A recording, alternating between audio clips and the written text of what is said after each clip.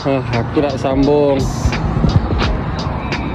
buat pasang dia punya batten meja. Tadi cuaca panas sangat, aku relax sekejap. Macam nak hujan lah tapi tak gelap. Jom lah pasang lah di belakang. Dia dah sangka tu. Jom.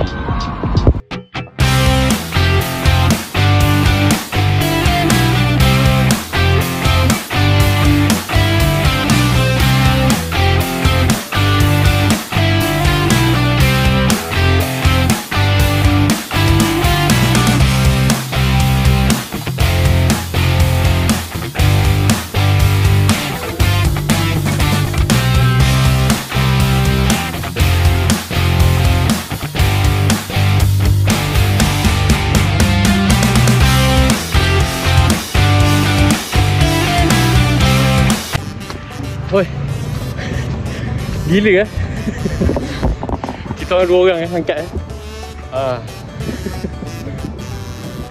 Oi. Ni nak kena adjust ni. Tapak-tapak ni kita nak adjust bagi dia selevel. Kau nampak? Tu. Ni. Selevel.